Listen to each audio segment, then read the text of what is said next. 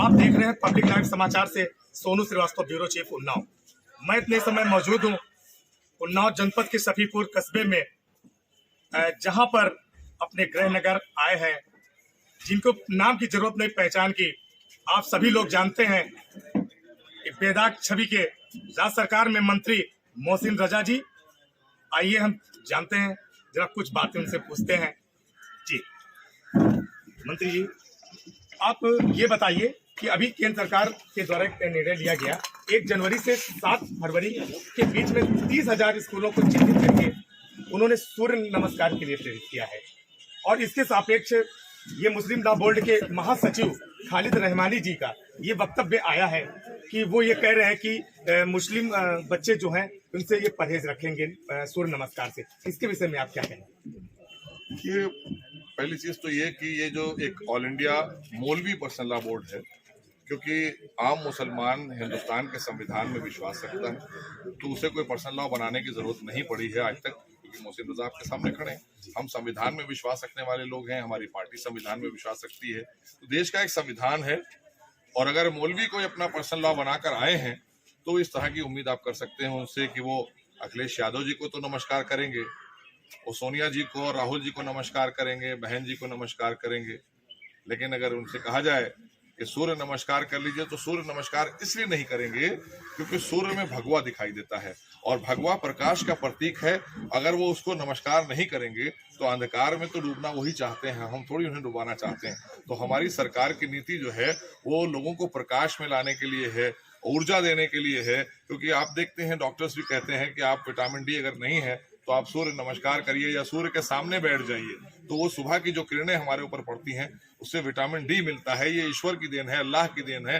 तो अगर मौलवी इससे परेशान है तो फिर वो अपना पर्सनल लॉ जो बनाया हुआ है मौलवियों ने, तो वो अपनी दुकानें हैं उनकी, वो काम करते हैं समाजवादी पार्टी के लिए, बहुजन समाज पार्टी के लिए, कांग्रेस के लिए किया है, उन्होंने अपने समाज के लिए कोई काम नहीं किया है। इसीलिए ये सब चीजें, इस तरह की चीजें जब इलेक्शन आता है तो ये लेकर आते हैं अपने निजी स्वार्थों के लिए। इन्हें कोई मानता अंता नहीं देश में। वर्तमान सरकार में आप भी एक मुस्लिम चेहरे के रूप में हैं, आप बड़े चेहरे के रूप में हैं, तो आपकी तरफ से ये क्या जाना जाए, ये सरकार का निर्णय गलत है या सही है?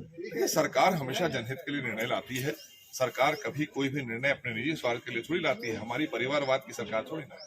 हमारी सरकार भारतीय जनता के लिए बनती है, क्योंकि हम भारतीय जनता पार्टी के सदस्य हैं और भारतीय जनता का हमें चिंता रहती है। आदरणीय मोदी जी के नेतृत्व में आज देश दुनिया के शिखर पहुंच रहा है, क्योंकि ये हमारे देश के प्रधानमंत्री का अपना जो कार्यशैली है उससे हमने पूरे विश्व स्तर पर ख्याति प्राप्त की है। और आज गांव गरीब किसान संपन्न हो रहा है, आज महिलाओं का सम्मान बढ़ा है।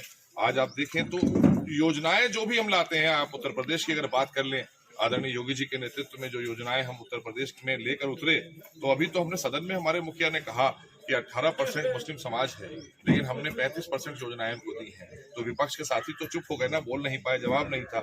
इसलिए जवाब नहीं था क्योंकि इन्होंने छलने का काम किया है। इनके लिए वो वोट बैंक हो सकते हैं, हमारे देशवासी हैं, हमने उनको देखा, वो पात्र बने, पात्रता के आधार पर हमने योजना बांटी है। हमने जात पात मत और मजहब के आधार पर सरकार नहीं चलाई है। ये तुष्टिकरण करने वाले लोग थे, आज इनको हाशिए पर डाल दिया है प्रदेश की जनता ने।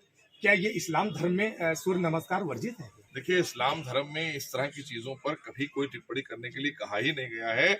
और ये जो उन्होंने इसको इस्लाम धर्म से जोड़ने की बात की है, तो मैं चाहूंगा कि पहले वो जानकारी ही हासिल कर लें, वो खाली ठेकेदारी ना करें।